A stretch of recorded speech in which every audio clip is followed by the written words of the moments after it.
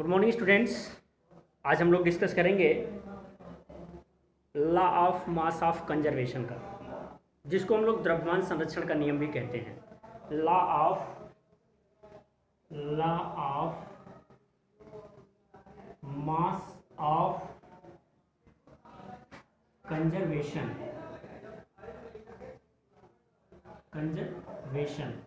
हिंदी में बोलते हैं इसको द्रव्यमान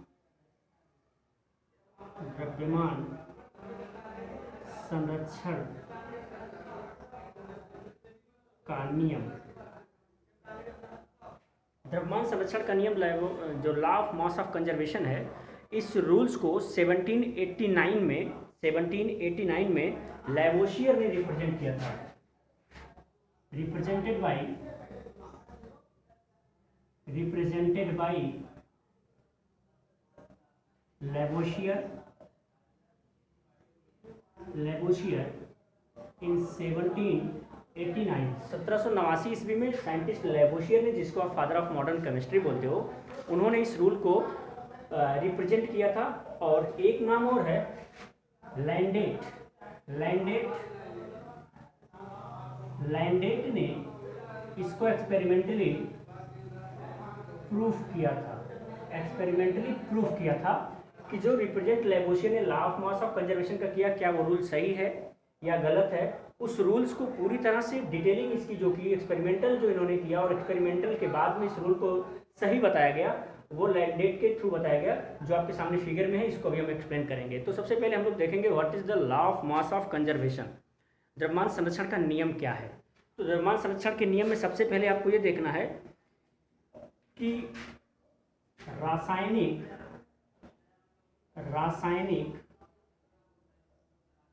अभिक्रियाओं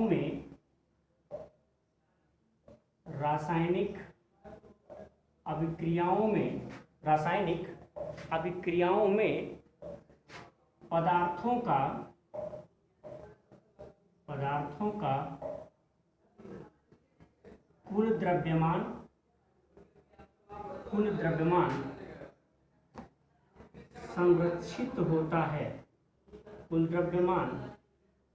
संरक्षित होता है। इसका मतलब यह है कि matters can not be loss, matter can not be gain. Matter can not be loss का मतलब है कि द्रव्य को ना तो नष्ट किया जा सकता है और ना ही इसको उत्पन्न किया जा सकता है। It can not be loss, it can not be gain. इसको ना तो उत्पन्न किया जा सकता है और ना ही इसको लॉस किया जा सकता है। जो जितना है वो उतना ही रहेगा। ये law of mass of conservation है। अब इसका मतलब आप प्यार से समझिए। जैसे मान लीजिए, अभी इसको हम आगे और बढ़ाएं। इस नियम के अनुसार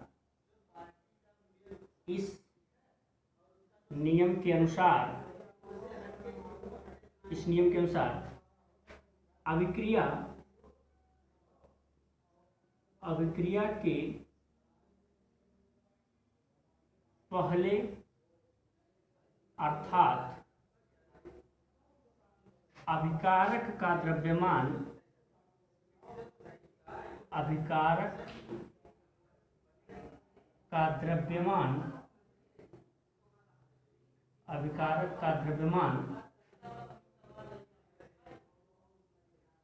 अभिक्रिया के पश्चात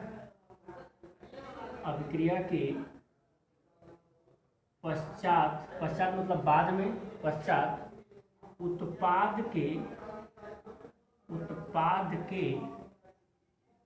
द्रव्यमान के बराबर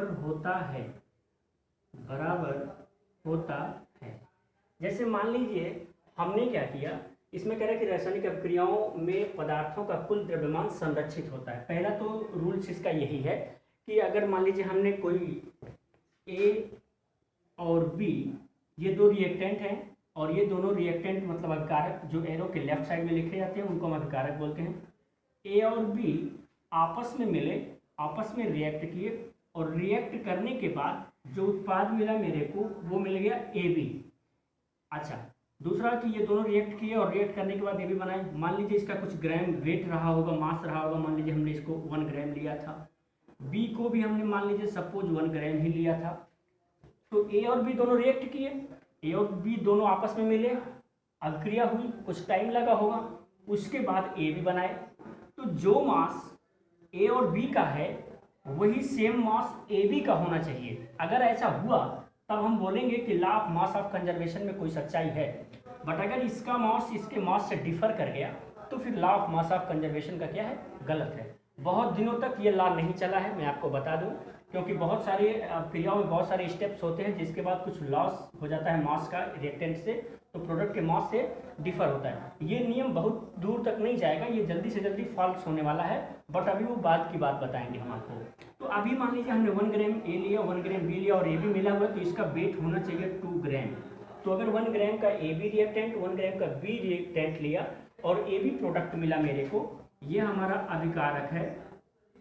अभिकारक बोले तो रिएक्टेंट, और ये मेरा है उत्पाद जिसको हम बोल रहे हैं प्रोडक्ट। तो ये 1 + 1 ग्राम हुआ, अगर इसको जोड़ें तो अभिकारक का हम मास जोड़ें तो 2 ग्राम हुआ, और जो मेरा उत्पाद मिला है वो भी 2 ग्राम मिला है। तो इसका मतलब हम ये कह सकते हैं कि हमारा मास ऑफ कंजर्वेशन का जो लॉ है वो सही है। तो इसमें अभिक्रिया के पहले अर्थात अभिकारक का द्रव्यमान ये है, अभिक्रिया के पश्चात उत्पाद के द्रव्यमान के बराबर होता है।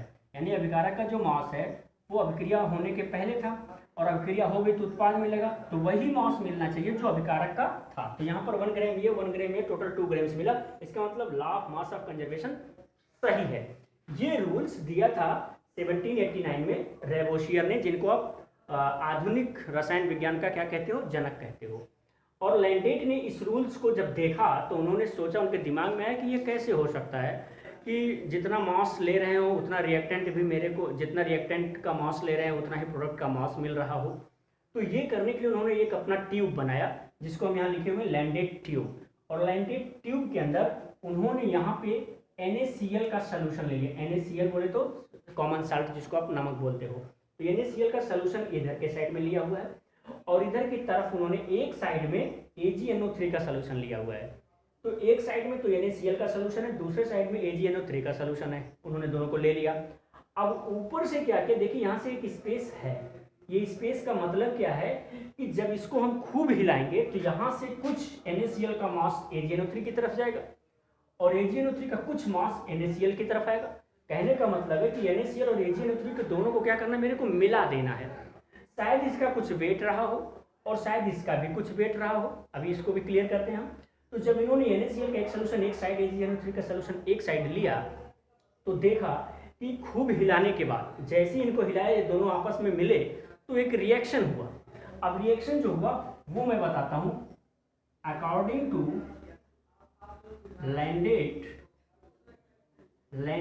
क्या हुआ, इधर NaCl लिया हमने, NaCl लिया, साथ में इस साइड का AgNO3 लिया, ये AgNO3 ले लिया, और दोनों को हमने आपस में क्या कर दिया, खूब हिलाया है। और NaCl AgNO3 जब मिले तो हुआ क्या, हम ये जो है ये डबल डिस्प्लेसमेंट रिएक्शन भी है, ये क्लास 10th की बात है।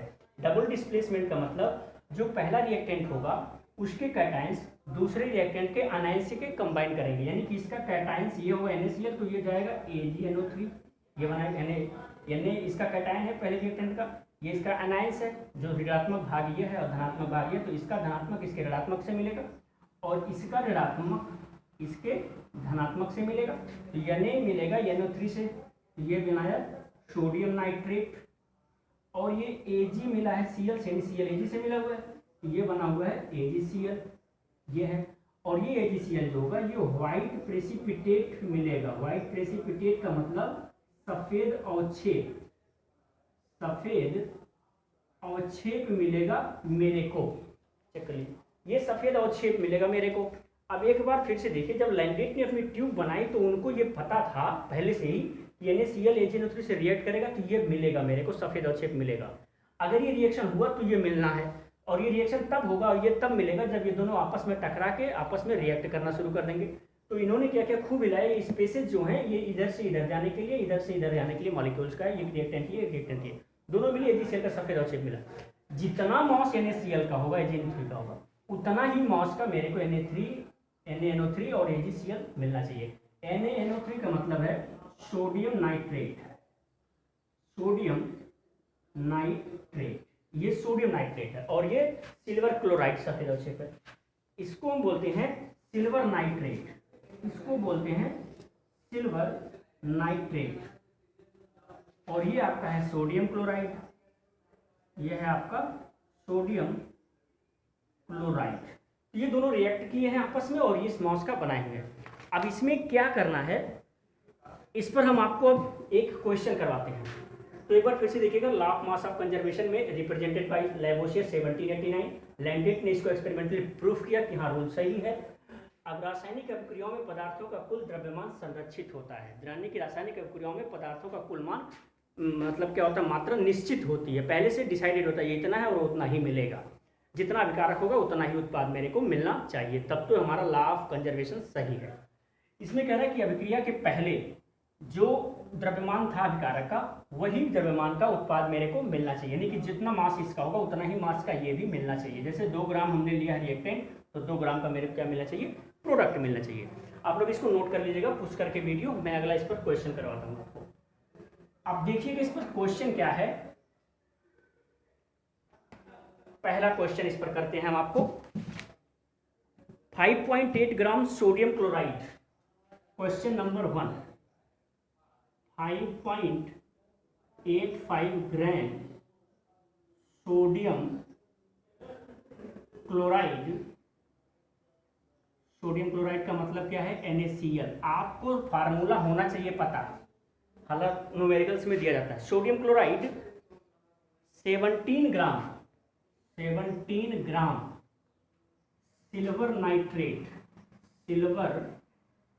नाइट्रेट, सिल्वर नाइट्रेट का मतलब है AgNO3। सिल्वर नाइट्रेट से क्रिया करके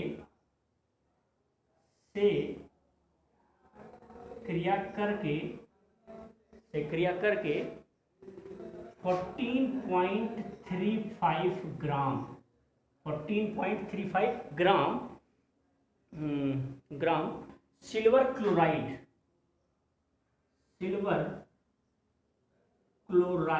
सिल्वर क्लोराइड का फार्मूला क्या है, यहां से देखिएगा, सिल्वर क्लोराइड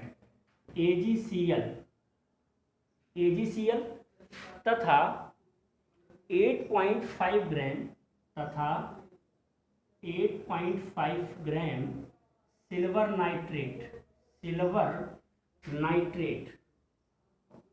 नाइट्रेट का मतलब AgNO3। सिल्वर नाइट्रेट नहीं, सोडियम नाइट्रेट है ये, सोडियम नाइट्रेट NaNO3 प्राप्त होता है।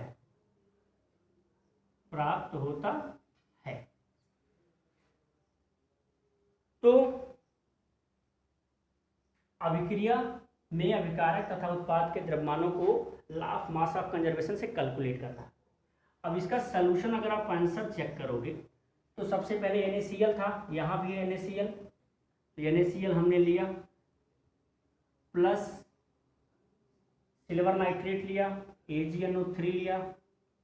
कौन कौन मिल रहे हैं पहले बोलना, और दो मिल करके बना क्या रहा है वो देखेंगे। अब सिल्वर क्लोराइड यानी AgCl बना रहा है, और एक सोडियम नाइट्रेट भी बना रहा है यानी NaNO3 बना रहा है। ठीक है, अब हुआ क्या है कि इनका मास देखिए 5.8 ग्राम सोडियम क्लोराइड, यानी इसका वेट कितना है, 5.85 ग्राम है। 17 ग्राम सिल्वर नाइट्रेट, यानी कि सिल्वर नाइट्रेट कितना है, 17 ग्राम सिल्वर नाइट्रेट से क्रिया करके 14.35 ग्राम सिल्वर क्लोराइड, यानी कि इसका वेट कितना है, 14.35 gram, plus 8.5 gram sodium nitrate, ये है 8.5 ग्राम, ये है। अब इसको according to law of mass of conservation से प्रूफ करेंगे हम लोग। देखिए तो क्या होता है, mass of reactant equal mass of product. मतलब क्या है, अभिकारक का द्रव्यमान उत्पाद के द्रव्यमान के बराबर होता है। अभिकारक का द्रव्यमान बराबर उत्पाद का द्रव्यमान। ठीक, तो चल चेक करते हैं। तो 5.85 ग्राम प्लस 17 ग्राम, इसका दोनों का बराबर आना चाहिए कितना, 14.35 ग्राम प्लस 8.5 ग्राम। चलिए यहाँ पे चेक कर लेते हैं, 5.85 और 17, तो 0.85, 7 5 12 2 1 1 2, 22.85 इधर का आया, तो 22.85 ग्राम। इधर का देखते हैं 14.35 और ये कितना है 8.5, तो ये 5 हुआ, 5 3 8 हुआ, और 8 4 12 के 2 1 1 1 2 1, तो ये हुआ 22.85 हुआ। यानी कि जो रिएक्टेंट का वेट है वो रिएल्टी में प्रोडक्ट के वेट के बराबर है। तो ये हमारा प्रूफ होता है according to mass of conservation. Last ये जान लो आप लोग कि जितना भी रिएक्टेंट उत्पाद का अभिकारक का वेट होगा या मास होगा वो टोटल प्रोडक्ट के मास के बराबर होना चाहिए। वही है आपका law of mass of conservation. Thank you.